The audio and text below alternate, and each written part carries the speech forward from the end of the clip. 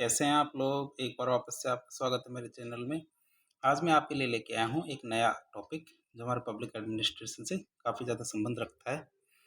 लगातार कई बार परीक्षाओं में इससे प्रश्न आते रहते हैं, तो हमें इस चीज़ की तैयारी भी करनी है कि कैसे भी करके हमें एग्ज़ाम तो निकालने ही होंगे। तो शुरुआत करते हैं आज का टॉपिक। टॉपिक रहेगा हमारा आज का नियंत्रण का क्षेत्र, जिसे अंग्रेजी में कहते हैं स्पान ऑफ कंट्रोल। टॉपिक का नाम क्या है? स्पान ऑफ कंट्रोल जिसे कहेंगे। तो शुरुआत करते हैं इसके बारे में कि ये क्या कहता है टॉपिक हमारा। सबसे पहले आता है नियंत्रण का क्षेत्र, स्पान ऑफ कंट्रोल की परिभाषा। क्या स्पान ऑफ कंट्रोल की परिभाषा क्या है? स्पान ऑफ कंट्रोल मतलब, इससे मतलब है किसी भी प्रबंधक, क्या किसी प्रबंधक या नेता के अधीन प्रत्यक्ष रूप से कार्य करने वाले अधीनस्थ कर्मचारियों की संख्या से।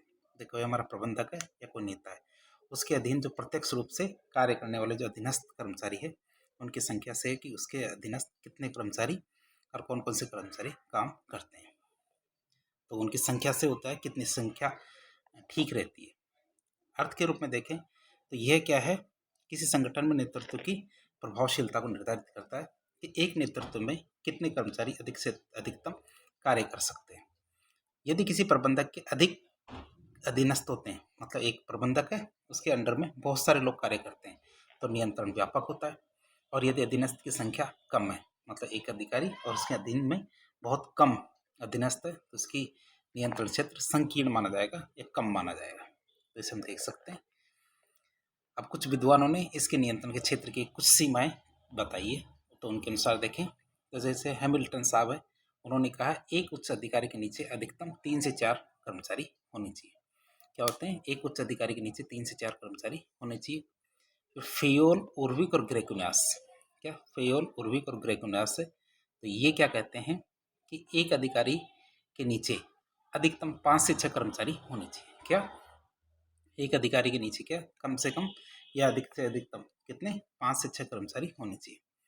फिर हमारी यूजीसी है, यूनिवर्सिटी ग्रांट कमीशन, ये कहती है एक टीचर जो हमारा अध्यापक होता है, लेक्चरर होता है, उसके नीचे या उसके साथ नॉर्मली 10 से 12 विद्यार्थियों का होने चाहिए। कितने? 10 से 12 विद्यार्थी होने चाहिए, या फिर 10 से 12 विद्यार्थियों पर वह विशेष रूप से ध्यान रख सकता है या उन पर नियंत्रण बना के रख सकता है। तो हम देख सकते हैं नियंत्रण के क्षेत्र की सीमाओं में विद्वानों ने क्या विचार रखा है। हैमिल्टन साहब कहते हैं एक उच्च अधिकारी के नियंत्रण की सीमा 3 से 4 कर्मचारी। फेयोल, उर्विक और ग्रेगनास कहते हैं 5 से 6 कर्मचारी। और यूजीसी कहता है एक अध्यापक 10 से 12 विद्यार्थियों पर नियंत्रण रख सकता है। अब हम देखेंगे नियंत्रण के क्षेत्र के प्रकार। क्या नियंत्रण के क्षेत्र के प्रकार देखें, types of span of control. सबसे पहला आता संकीर्ण नियंत्रण क्षेत्र, मतलब प्रत्येक प्रबंधक के अधीन कम कर्मचारी होते हैं। इसमें क्या, प्रत्येक प्रबंधक के नीचे क्या होते हैं? कम कर्मचारी होते हैं। अधिक प्रभावी निरीक्षण होता है, व्यक्तिगत मार्गदर्शन भी संभव है। क्यों? क्योंकि प्रभावी इसलिए है क्योंकि कर्मचारी की संख्या कम है, प्लस व्यक्तिगत मार्गदर्शन इसलिए है संभव क्योंकि एक अधिकारी क्या है, कम से कम कर्मचारी होते हैं, उनको व्यक्तिगत रूप से भी ध्यान दे सकता है, उनका मार्गदर्शन कर सकता है। फिर बात करें निर्णय लेने की प्रक्रिया धीमी हो सकती है। इसके अंतर्गत क्या है? निर्णय लेने की प्रक्रिया धीमी हो सकती है। उदाहरण के लिए देखें तो यदि एक प्रबंधक केवल 4 से 5 अधीनस्थों को नियंत्रित करता है, तो इसे संकीर्ण नियंत्रित क्षेत्र कहते हैं। कितने? 4 से 5 अधीनस्थों को नियंत्रित करता है, तो उसे क्या कहेंगे? संकीर्ण नियंत्रित क्षेत्र। अब हम देखेंगे व्यापक नियंत्रण क्षेत्र। किसे कहेंगे? व्यापक नियंत्रण क्षेत्र की बात करें तो प्रत्येक प्रबंधन के अधीन अधिक कर्मचारी होते हैं, कर्मचारी अधिक स्वायत्त होते हैं, कम निर्देशों की आवश्यकता होती है। उनको क्या है? कम निर्देशों की जरूरत पड़ती है। उच्च अनुभव और कुशल कर्मचारियों के लिए उपयुक्त होते हैं। क्या होते हैं? जहाँ उच्च अनुभव हो कर्मचारी जो नियंत्रक के पास, साथ ही साथ जो कर्मचारी होते हैं उच्च कुशल होने चाहिए। उदाहरण के लिए देखिए, एक प्रबंधक 15 से 20 अधीनस्थों को सीधे प्रबंधित करता है, तो इसे व्यापक नियंत्रण क्षेत्र कहते हैं। तो 15 से 20 को हम व्यापक कहेंगे। अब हम देखेंगे नियंत्रण के क्षेत्र को प्रभावित करने वाले कारक, कि नियंत्रण के क्षेत्र को कौन कौन सी चीजें प्रभावित कर सकती हैं। पहली चीज आती है कार्य की जटिलता। यदि काम कर रहे हैं और कार्य कैसा है? जटिल कार्य, तो जटिल कार्य के लिए संकीर्ण नियंत्रण क्षेत्र जरूरी है, मतलब कर्मचारी की संख्या ज्यादा नहीं होनी चाहिए। प्रबंधक की क्षमता, यदि अनुभवी प्रबंधक है तो अधिक लोगों को प्रभावी रूप से नियंत्रित कर सकता है, और अनुभवी नहीं है तो उसके लिए संकीर्ण नियंत्रण क्षेत्र होना चाहिए। फिर कर्मचारी को दक्षता और स्वायत्ता, प्रशिक्षित और आत्मनिर्भर कर्मचारी व्यापक नियंत्रण क्षेत्र की अनुमति देते हैं। क्या प्रशिक्षित और आत्मनिर्भर जो कर्मचारी है वो व्यापक नियंत्रण क्षेत्र की अनुमति देते हैं।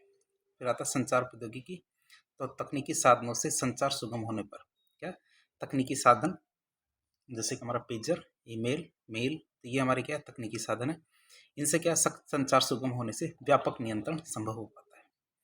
फिर भौगोलिक स्थान, यदि कर्मचारी विभिन्न स्थानों पे हैं तो संकीर्ण नियंत्रण क्षेत्र ये बेहतर होता है। कि जैसे जो हमारा मैनेजर है, जो हमारा प्रबंधक है, वो तो हमारा जयपुर में है और बाकी कर्मचारी जैसे मान लो अलग अलग जगह से, कोई अलवर में है तो कोई बीकानेर है, तो ये क्या है संकीर्ण नियंत्रण क्षेत्र ही होना चाहिए। मतलब वहाँ एक एक दो दो आदमी होने चाहिए, ज़्यादा होंगे तो उनको कंट्रोल नहीं किया जा सकता। तो इस तरह देख सकते हैं नियंत्रण के क्षेत्र को प्रभावित करने वाले कारक कौन कौन से, कार्य की जटिलता, प्रबंधक की क्षमता, कर्मचारियों की क्षमता और स्वायत्ता, संचार प्रौद्योगिकी, भौगोलिक स्थान। अब बात करें नियंत्रण के क्षेत्र से संबंधित कौन कौन से सूत्र आते हैं। तो फ्रांसीसी गणितज्ञ और प्रबंधक विशेषज्ञ कौन, वी ए ग्रेकुनास, उनके द्वारा 1933 में रिलेशनशिप इन ऑर्गेनाइजेशन नामक एक लेख लिखा गया। उसमें नियंत्रण के क्षेत्र की अवधारणा को ध्यान का क्षेत्र के नाम से संबोधित किया उन्होंने। क्या नियंत्रण का क्षेत्र की अवधारणा को किससे संबोधित किया उन्होंने, ध्यान के क्षेत्र से संबोधित किया। किसने, वी ए ग्रेकुनास ने 1933 में। लेख का नाम है रिलेशनशिप इन ऑर्गेनाइजेशन। अब ग्रेकुनास की बात करें तो ग्रेकुनास के अनुसार उच्च अधिकार का नियंत्रण केवल अधीनस्थों की संख्या तक नहीं होता, बल्कि उसे अधीनस्थों के मध्य विकसित होने वाले संबंधों और समूहों पर भी ध्यान देना पड़ता है। ऐसा नहीं है कि एक उच्च अधिकारी केवल सीधा सीधा संबंध रखता है कि जैसे उसके अधीनस्थ होते हैं कि उनसे, बल्कि उसे ये भी देखना पड़ता है जो उसके अधीनस्थ होते हैं उनके बीच में भी आपस में संबंध होते हैं। क्या होते हैं, उनके जो अधीनस्थ होते हैं उनके बीच में भी संबंध होते हैं। तो उन्होंने ये संबंध है 3 प्रकार से समझा है। क्या उन्होंने कहा कि संबंध 3 प्रकार के होते हैं। यदि एक उच्चस्थ और एक अधीनस्थ हो तो इसे हम कहते हैं एकल प्रकार का संबंध। क्या एकल प्रकार का संबंध, मतलब केवल एक ही कर्मचारी है। एन का मतलब होता है अधीनस्थों की संख्या, कि एक मैनेजर के नीचे कितने कर्मचारी है, कितने हैं, एन का मतलब अधीनस्थों की संख्या, एन का मतलब क्या है अधीनस्थों की संख्या, तो एन मतलब एक है, जिसका मतलब प्रत्यक्ष एकल संबंध है, अधिकारी और कर्मचारी दोनों आपस में संबंधित है। फिर दूसरा आता है कि प्रत्यक्ष समूह संबंध, मतलब क्या है कि जब क्या होता है, जैसे मान लीजिए ये अधिकारी है और इसके नीचे 2 या 2 से अधिक कर्मचारी है, ठीक है, तो ये आपस में संबंध रखते हैं। क्या आते हैं, ये आपस में संबंध रखेंगे, तो इसे कहेंगे एन। ये तो नहीं, इधर नहीं, ऐसे नहीं, ऐसे। जैसे ये एक से ज़्यादा कर्मचारी है तो इसमें प्रत्यक्ष समूह संबंध है, तो जैसे इसका सूत्र होगा हमारा एन एन माइनस वन, क्या होंगे, एन एन माइनस वन संबंध होगा। तीसरा होता है हमारा सूत्र आडे तिरछे संबंध। यदि आडे तिरछे संबंधों के बारे में बात करें तो आडे तिरछे संबंधों का सूत्र होगा 2n-1। क्या होगा, 2n-1।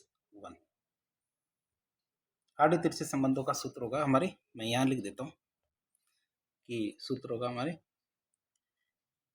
कौन सा, आडे तिरछे संबंधों का सूत्र होगा n 2n-1 -1। ठीक है, तो ये हमारे सूत्र होगा, ये थोड़ा सा गलत हो गया, ये याद नहीं रखेंगे आप, ये वाला सूत्र याद रखेंगे, n 2n-1 -1, तो ये हमारा सूत्र है आडे तिरछे संबंधों से संबंधित, तो ये आप याद रखेंगे। फिर अधीनस्थों के मध्य कुल संबंधों को ज्ञात करने का सूत्र क्या है। यदि कुल संबंध ज्ञात करेंगे कि एक अधीनस्थ, एक उच्चस्थ मतलब जो हमारा अधिकारी है उसके नीचे अधिकतम कितने संबंध बन सकते हैं, तो उसका सूत्र है आर एन एन 2 की घात n-1 प्लस n-1, तो ये आप याद रखेंगे। तो इसको मैं यही लिख देता हूँ ताकि आपको थोड़ी सुविधा रहेगी।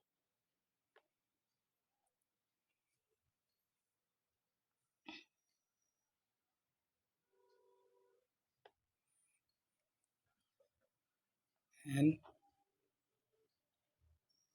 2n-1 माइनस,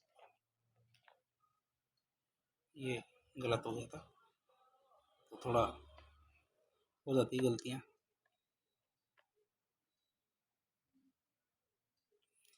तो ये वाला सूत्र है। तो आगे देखेंगे इस सूत्र में कि जो हमारे अधीनस्थ है, अधीनस्थों के मध्य कुल संबंधों को ज्ञात करने का सूत्र है R बराबर n 2 की घात n-1 प्लस n-1। तो ऐसे हम ज्ञात कर सकते हैं कुल संभावित संबंधों की संख्या। उदाहरण देखें, जैसे मान लीजिए कोई प्रबंधक है, उदाहरण की बात है, यदि किसी प्रबंधक के पास 3 अधीनस्थ है, कितने 3 अधीनस्थ है, तो n का मतलब कितना हुआ 3 हुआ, n के मतलब कितना हुआ 3 हुआ। तो इसमें जो ये सूत्र है, इस सूत्र का हम प्रयोग करेंगे, क्या इस सूत्र का प्रयोग करेंगे, तो इस सूत्र का प्रयोग यहाँ पे कर रहे हैं। तो इस सूत्र का प्रयोग करके हम इस सवाल का जवाब लेंगे। सवाल का जवाब तो सिंपल सा है, आपके सामने किया हुआ ही है कि इसमें n का मान हमने कितना रखा, n का मान हमने 3 रखा और 3 का मान रख के ये वाला सूत्र इसके अंदर डाला।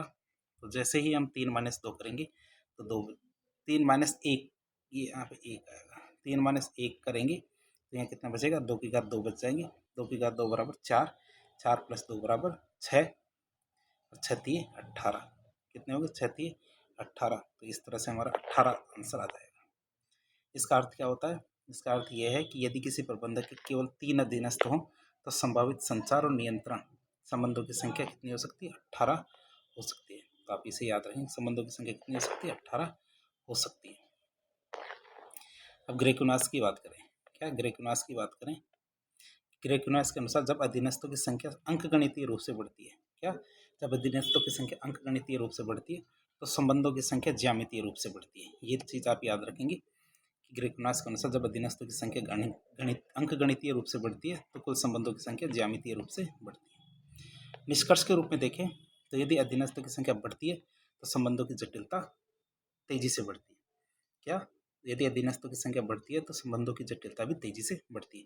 इसलिए प्रत्येक प्रबंधन के लिए एक इष्टतम नियंत्रण का क्षेत्र निर्धारित किया जाना चाहिए, ज़्यादा नियंत्रण का क्षेत्र नहीं होना चाहिए।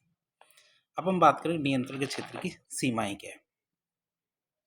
अत्यधिक विस्तृत नियंत्रण से प्रबंधक पर बोझ बढ़ सकता है, क्या अत्यधिक विस्तृत नियंत्रण से क्या हो सकता है, प्रबंधक पर बोझ बढ़ सकता है। संकीर्ण नियंत्रण से अधिक प्रबंधकीय स्तरों की आवश्यकता पड़ सकती है, जिससे क्या संगठनात्मक लागत बढ़ सकती है। तो दोनों में समस्या आती है कि ज़्यादा विस्तृत करेंगे तो प्रबंधक पर बोझ बढ़ेगा, छोटा कर देंगे फिर बहुत सारे स्तरों की जरूरत पड़ जाएगी। फिर गलत नियंत्रण क्षेत्र के कारण समन्वय की समस्या सामने आती है, क्या गलत नियंत्रण क्षेत्र से क्या होता है, समन्वय की समस्या सामने आती है। अब कई बार परीक्षा में आ जाता है कि हमारे प्रॉपर ग्रेकुनास का योगदान पूछ सकते हैं कि नियंत्रण के क्षेत्र में ग्रेकुनास का क्या योगदान। तो उन्होंने गणितीय रूप से सिद्ध किया कि अधीनस्थों की संख्या के साथ संचार प्रबंधन की जटिलता अत्यधिक बढ़ जाती है। फिर उन्होंने ये बताया कि किसी प्रबंधक के लिए अधीनस्थों की संख्या की अधिकतम सीमा होनी चाहिए, कितनी होनी चाहिए, जिससे प्रबंधन प्रभावी रह सके। उनकी गणना के आधार पर प्रबंधकों को यह तय करने में मदद मिलती है कि उन्हें कितने कर्मचारियों पर नियंत्रण करना चाहिए। ये किसने बताया, हमारी ग्रेकुनास ने बताया था। अब हम बात करेंगे नियंत्रण के क्षेत्र के संगठनात्मक प्रभाव। नियंत्रण के क्षेत्र के संगठनात्मक क्या प्रभाव पड़ते हैं, मतलब organisational impact on span of control. सबसे पहले संकीर्ण नियंत्रण क्षेत्र के क्या प्रभाव पड़ते हैं, वही यदि नियंत्रण का क्षेत्र संकीर्ण हो तो उसके क्या प्रभाव होंगे। पहला प्रभाव होता है कि अधिक नियंत्रण रखा जा सकता है, व्यक्तिगत रूप से ध्यान रखा जा सकता है। दूसरा, निर्णय लेने की प्रक्रिया धीमी हो जाती है। और तीसरी, पदानुक्रम अधिक जटिल होता है, क्या है, पदानुक्रम जटिल हो जाता है। फिर व्यापक नियंत्रण क्षेत्र के क्या प्रभाव पड़ते हैं, उसकी बात करें तो अधिक स्वायत्ता और लचीला प्रबंधन होता है, क्या अधिक स्वायत्ता मिलती है और लचीला प्रबंधन होता है। त्वरित निर्णय लेने की क्षमता आती है, जैसे क्या होता है, त्वरित निर्णय लेने की क्षमता आती है और पदानुक्रम सरल और सुगम होता है। फिर बात करें निर्णय नियंत्रण का क्षेत्र संगठनात्मक संरचना की बात करें, यदि संकीर्ण नियंत्रण क्षेत्र होगा तो अधिक पदानुक्रम होंगे, टॉल संगठनात्मक ढांचा संरचना बनेगी, बहुत बड़ी संरचना बनेगी।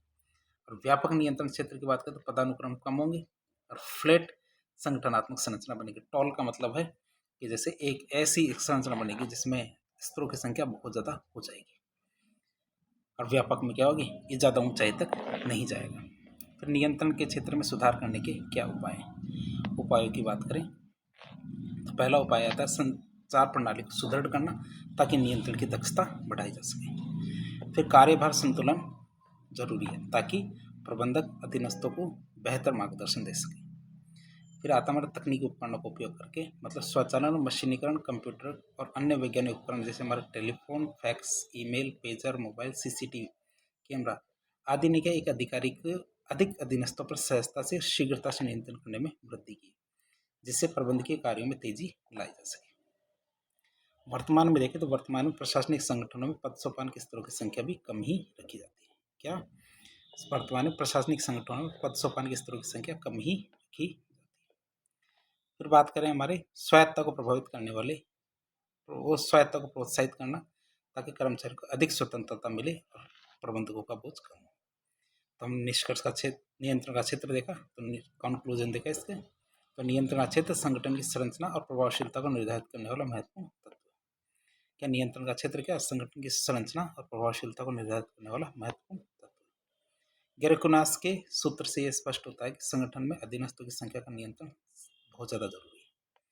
गेरकुनास के सूत्र से यह स्पष्ट होता है कि संगठन में अधीनस्थों की संख्या का नियंत्रण आवश्यक है। सही नियंत्रण क्षेत्र तय करने से संचार में सुधार और निर्णय लेने की क्षमता में वृद्धि होती है और संगठन की दक्षता में भी सुधार किया जा सकता है। एक प्रभावी संगठन के लिए संकीर्ण और व्यापक नियंत्रण क्षेत्र के बीच संतुलन बनाए रखना बहुत ज़्यादा जरूरी है। तो इस तरह आज के लेक्चर में हमने नियंत्रण के क्षेत्र के बारे में बहुत कुछ जानने की कोशिश की, ग्रेकोनास का योगदान देखा, उदाहरण के माध्यम से, एक सवाल के माध्यम से हमने नियंत्रण के क्षेत्र की सीमाओं को तय करने की कोशिश की। तो इस प्रकार के इन्फॉर्मेटिव वीडियो देखने के लिए हमारे चैनल से जुड़े। वीडियो यदि पसंद आए तो वीडियो को लाइक करें, चैनल को सब्सक्राइब करें, अपने दोस्तों के साथ शेयर करें, और आप इनके नोट्स अपने हाथों से बनाएंगे तो काफ़ी अच्छे बनेंगे। धन्यवाद।